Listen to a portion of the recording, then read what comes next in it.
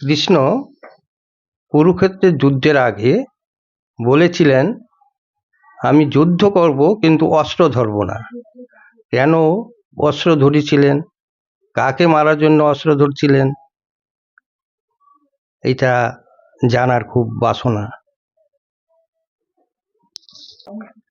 জয় রাধে কৃষ্ণ। যখন কুরুক্ষেত্রে যুদ্ধ হবে বলে দিনক্ষণ তারিখ সব নিরীক্ষণ হয়ে গেল, সেই জায়গায় অর্জুন এবং পঞ্চপাণ্ডবের অর্জুন এবং কৌরবের থেকে দুর্যোধন হাজির হয়েছিলেন আমার কৃষ্ণের কাছে, কৃষ্ণকে পাবার আশা নিয়ে। সহযোগিতায়, যুদ্ধ সহযোগিতা করতে হবে। নিজ নিজ বাড়ির থেকে গোবিন্দের উদ্দেশ্যে রওনা হয়েছেন অন্তর্যামী প্রভু আমার, অন্তর্যামী কৃষ্ণ। তিনি ভালো করে বুঝতে পারলেন, তাই জেনে কপট নিদ্রায়, কৌশলী নিদ্রায় তিনি ঘুমিয়ে পড়লেন। আগত হচ্ছেন দুজন, অর্জুন এবং দুর্যোধন, দুই পক্ষে দুইজন। সিংহাসন বসার জন্যে সিংহাসন রেখেছেন একটা সিংহাসন রেখেছেন, আর নিজে যে খাটের মধ্যে শুয়ে আছেন সেই খাটের পা যেদিকে রেখেছেন আমার কৃষ্ণের পায়ের দিকে একটু ফাঁকা জায়গা রেখেছেন। কে কোথায় বসে? লোভ লালসা বেশি দুর্যোধনের। এই দুর্যোধন সিংহাসনটা তাড়াতাড়ি দখল করে বসলেন। আরেকটা বসা জায়গা নাই, কোথায় বসি? আর গোবিন্দ তো নিদ্রিত, কোথায় বসি? তার চরণের পাশেই বসলেন। চরণের পাশে বসতে গিয়ে এই কোমরের বা এই উরুদেশের একটু ছোঁয়া গোবিন্দের শ্রীপাদবদ্ধের মধ্যে লাগে। ওই কারণে গোবিন্দের ঘুম ভেঙে যায়। কিন্তু সেটা কপট নিদ্রা আমরা জানি, কিন্তু গোবিন্দের ঘুম ভেঙে যায়। এইবার মাথার সম্মুখে সিংহাসনটা রেখেছিলেন তো, তাই যখনই বসলেন, উঠে বসেই কিন্তু অর্জুনের মুখ দর্শনটা আগে হলো না, আর দুর্যোধন পড়ে গেলেন পিছনে। এইবার যাকে আগে দর্শন করলেন অধিকার তারই থাকবে, এই মানবিকতা নিয়ে আমার কৃষ্ণ। এটাও একটা নীতি, এটাও একটা ধর্ম। অর্জুনকে বললেন, তোমার আগমনের কারণ খুলে বলো বাবা। বাকি তখন অর্জুন উত্তর দিতে না দিতেই পেছন থেকে দুর্যোধন বলে বসলেন যে অর্জুন একাই আসেনি, আমিও এসে হাজির হয়েছি। ও তুমি এসেছ? মাথা ঘুরিয়ে দুর্যোধনের দিকে তাকালেন। তিনি বলতেই যেন শুরু করলেন, তখন কৃষ্ণ থামিয়ে দিলেন যে না, আমি আগে দর্শন করেছি অর্জুনকে, অর্জুন আগে বলবে। তখন অর্জুন করজোড়ে গোবিন্দের কাছে নিবেদন করে বলছেন, হে প্রভু, যুদ্ধের দিনক্ষণ ঠিক হয়েছে, এই যুদ্ধের মধ্যে তোমাকে পেতে এসেছি। তখন আমার কৃষ্ণ বললেন যে দুই পক্ষই তো আমার, দুই পক্ষই আমার। অতএব আমি সিদ্ধান্ত করে রেখেছি, এক পক্ষে আমি থাকবো অপরাজেয় নারায়ণী সেনা, এ স্বাভাবিক সেনা না, অপরাজেয় নারায়ণী সেনা, তারা থাকবে অপর দিকে, আর আমি থাকবো একদিকে। যেদিকে আমি থাকবো, আরেকটা প্রতিজ্ঞা করেছি, আমি যুদ্ধে অস্ত্র ধরবো না, আমি সাদা সিধা হাতেই থাকবো। এবার এই সুযোগটা পেয়ে আমাদের অর্জুন সাদা সিধা চিত্ত, হৃদয়, মন, যাই কিছু বলি না কেন, গোবিন্দের প্রতি আত্মসমর্পণ 16 আনা করতে পেরেছিলেন বলেই গীতার শ্রোতা হিসেবে কিন্তু ধর্মপুত্র যুধিষ্ঠির, অর্জুনেরই বড় ভাই, আরো অনেকেই ছিলেন, কেউ গীতার শ্রোতা হতে পারলেন না, একমাত্র অর্জুনই গীতার শ্রোতা হতে পারলেন। ওই অর্জুন বলে বসলেন যে প্রভু, তুমি অস্ত্র ধরো বা না ধরো, তুমি অস্ত্র ধরো বা না ধরো, তোমাকেই আমি চাই, তুমি আমার পাশে থাকবে। ওই অপরাজেয় নারায়ণী সেনা দরকার নেই। দুর্যোধন মনে মনে ভাবলেন যে বাঁচা গেল। হ্যাঁ, বাঁচা গেল। মানে আমার ওই তুমি যেহেতু যুদ্ধে কোনো অস্ত্রই ধরবে না, তোমাকে নিয়ে আমার লাভটা কি? হ্যাঁ, অপরাজেয় নারায়ণী সেনা কোনো পরিস্থিতিতেই তারা কোনোদিন পরাজিত হন না, হেরে যান না, জয়ী হয়ে ওঠেন। ওই সৈন্য সামন্তে আমার দরকার। দুজনেই খুশি হয়ে গেলেন। সেখানে প্রতিজ্ঞা করেছিলেন যে আমি যুদ্ধে অস্ত্র ধরবো না। না ধরার পরে অর্জুন কিন্তু তাকেই চেয়ে নিলেন।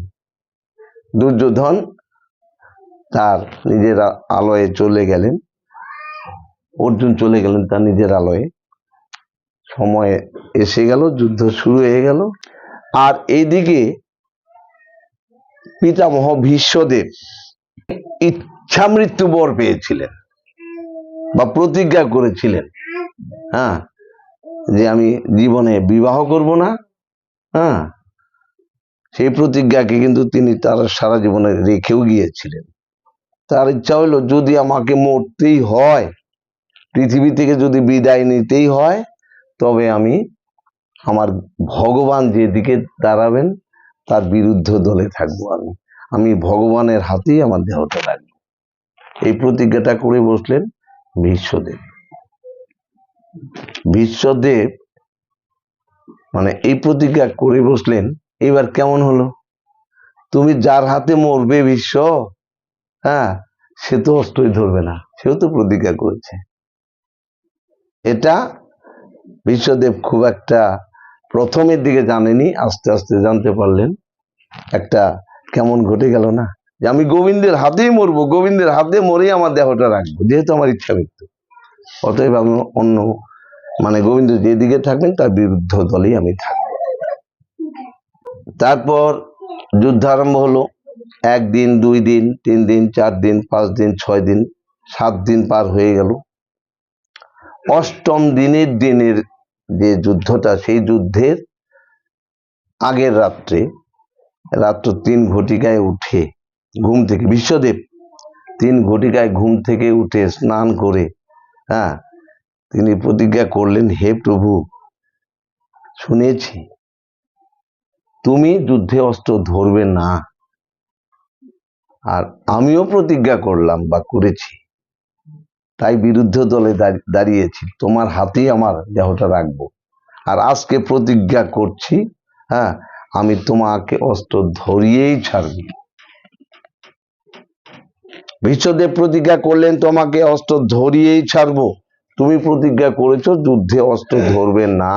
প্রভাতকালে তিনি স্নান করে বানের মধ্যে ফুল, জল, বিধিনীতি মান্যতা দিয়ে সেখানে প্রতিজ্ঞা করলেন। যুদ্ধ শুরু হয়ে গেল। তার এমনই একটা যুদ্ধ করার দক্ষতা তৈরি হয়ে উঠেছিল তার জীবনে, এই ভীষ্মদেবের জীবনে। যদি সহযোগিতা সঠিকভাবে করতে পারে, তবে 3 লক্ষবান একবারে ঝটকা মারতে পারত। এটা কিন্তু মানে আমাদের কাছে আজগুবি মনে হবে, আজগুবি মোটেও না। একটা বান আমরা মারতে পারি, বড় জোর 2টা মারতে পারি। আর এই ভীষ্মদেব 3 লক্ষবান এক ঝটকায় ছুটতে পারত। আর 3 লক্ষবান এক ঝটকায় ছুটে যখন আকাশ দিয়ে ভেসে যেত, তখন সূর্য দেবের আলোটা মাটিতে পড়তো না। একটা সময় হঠাৎ করে রাত 12টার মতো মনে হতো। হ্যাঁ, হঠাৎ করে রাত 12টা, বেলা 12টা, তবু রাত 12টা বলে মনে হয়। যখন বানগুলো পেরিয়ে গেল, এই জায়গাটা দিন হয়ে গেল, যেখানে আবার বান পৌঁছলো ওই জায়গাটা হঠাৎ করে রাত 12টা। এরকম চমকের পর চমক চলছে। অন্তর্যামী প্রভু একটু মনোযোগ দিয়ে বুঝতে পারলেন যে আমার বিরুদ্ধে প্রতিজ্ঞা করে বসেছে, আমার বিরুদ্ধে প্রতিজ্ঞা করেছে আমার ভক্ত। আমিও প্রতিজ্ঞা করেছি যুদ্ধে অস্ত্র ধরবো না, আমার ভক্ত প্রতিজ্ঞা করে বসেছে তোমাকে আজকের যুদ্ধে তোমাকে অস্ত্র ধরিয়েই ছাড়বো, ধরাবো। এখন যদি আমার প্রতিজ্ঞাকে রক্ষা করি, অর্থাৎ অস্ত্র ধরবো না, এই জায়গাটায় যদি আমি দাঁড়িয়ে থাকি, ভক্তের মর্যাদা থাকছে না। ভক্ত আমার মাতা পিতা, ভক্ত আমার গুরু, ভক্তই রেখেছেন আমি বাঞ্ছা কল্পতরু। ভক্ত দিলে খাই, না দিলে না খাই। আমরা যদি দেবতাকে পূজা দিই, সম্মান আছে, নৈবেদ্য পাই, যদি না দিই তার সম্মান নেই, তাই না? এই আমার প্রাণ গোবিন্দ ভক্তাধীন ভগবান, ভগবানের অধীন আমরা না, ভক্তরা না, আমি ব্যক্তি রেখে অন্য ভক্তরা নয়, ভক্তের অধীনে ভগবান, ভগবানের অধীনে ভক্ত না। এটা কিন্তু খুব দুর্দান্ত তাৎপর্যপূর্ণ কথাটি।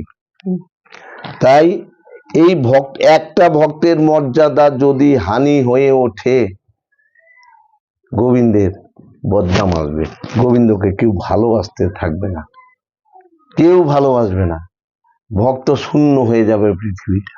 তার যে ইচ্ছা শক্তি, যে আমি এক ছিলাম, একের থেকে বহু হইব, সেখানে ভক্তের জন্ম হবে, ভক্তের সঙ্গে আমি থাকবো, ভক্ত আমাকে মর্যাদা দিবে, আমি ভক্তকে ভালোবাসবো। হ্যাঁ, এই কারণে আমাদের প্রাণ গোবিন্দ খুব নিগুড় ভাবে ভাবনা চিন্তা করে এই ভক্তের মর্যাদা রক্ষার জন্যে এই যে হঠাৎ করে বেলা 12টার মধ্যে এক ঝলকের একটা অন্ধকারময় অবস্থা হয়ে উঠতেছে, এক সেকেন্ডের 10 ভাগের 1 ভাগ হোক, তবু তো একটা অন্ধকারময় একটা অবস্থা হয়ে আসতেছে। এত বানগুলো, আর বেশিরভাগ বানগুলোই গোবিন্দের বুকে, কারণ ভক্তকে ওদিকেও কথা দিয়েছেন অর্জুনকে, যে তোমাকে আমি রক্ষা করেছি। নিজের বুকটাই তো আগে পেতে দেয় আমার গোবিন্দ, ভক্তকে রক্ষা করবার জন্য নিজের বুকটা আগে পেতে দেয়, আমাকে আগে মারো, তারপরে আমার ভক্তকে মারবে। সে রথের মধ্যে দাঁড়িয়ে থেকেও অর্জুনকে পিছনে রেখেছেন, অর্জুনের সম্মুখে আমার প্রাণ গোবিন্দ দাঁড়িয়ে আছেন। সেই বানের আঘাতগুলো অর্জুনের গায়ে লাগার আগে আমার গোবিন্দের পক্ষে লাগছে, রক্তে যেন বুকটা ভেসে যাচ্ছে। তখন বুঝতে পারলেন যে আমার ভক্তের বাসনা জেগেছে, আজকে আমাকে অস্ত্র ধরতে হবে। এই মুহূর্তে যদি অস্ত্রটা আমি না ধরি, ভক্তের মর্যাদা থাকছে না। নিজের মর্যাদা, মান সম্মান, প্রতিজ্ঞার প্রতিশ্রুতি সবকে একদম তুচ্ছ করে ফেলে দিয়ে, জগতে আমাকে কত খারাপ বলে বলুক, আমার ভক্তকে যেন এতটুকু খারাপ কেউ বলতে না পারে। এই ভক্তের মান সম্মানের জন্য, ভক্তকে রক্ষা করবার জন্য আমাদের প্রাণ গোবিন্দ এতটুকু নিজেকে দলিত করে দিতে পেরেছিলেন। হ্যাঁ, তখন একটা সুযোগ বুঝে রথের চাকা দিয়ে তাকেই যেন আঘাত করার একটা উদ্যত হলেন। যখনই উদ্যত ধরেছেন, তখনই যুদ্ধের পরিস্থিতিটা অন্যরকম হয়ে গেল। অর্থাৎ বিশ্বদেবের ওই দিনের একটাই প্রতিজ্ঞা ছিল, যে আমি তোমাকে আজকে অস্ত্র ধরাবো, তবেই ছাড়বো, আর সেটা ধরাতে পেরেও ছিলেন।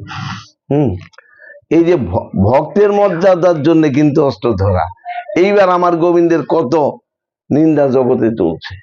হ্যাঁ, যে নাকি নিজের প্রতিজ্ঞা রাখতে পারে না, তাকে ভগবান বলা যায় না, তাকে আমরা কে ভগবান বলে?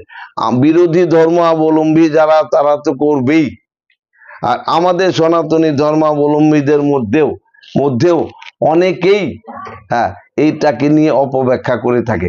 নতুন প্রজন্মদের মধ্যে এই অপব্যাখ্যা, কৃষ্ণের প্রতি শ্রদ্ধা কমে, বই বাড়ে না, অবশ্যই কমে চলছে। যে কারণে এটা আমাদের ভালো করে বুঝে নেওয়া দরকার, যে আমার গোবিন্দের নিজের স্বার্থে এটা করেননি, ভক্তের স্বার্থে নিজেকে দলিত করে দিয়েছেন। হ্যাঁ, এই কারণেই আমার গোবিন্দ অস্ত্র ধরবো না যে প্রতিজ্ঞাটা করেছিলেন, ভক্তের স্বার্থে, ভক্তকে উপরে তুলে দেওয়ার জন্যে, নিজের মান সম্মান কত খারাপ হয় হোক, ভক্তকে উপরে তুলে দেওয়ার জন্যে আমার গোবিন্দ অস্ত্র ধরেছিলেন। এই বিশ্বদেবের উদ্দেশ্যে এখানেই রাখছি।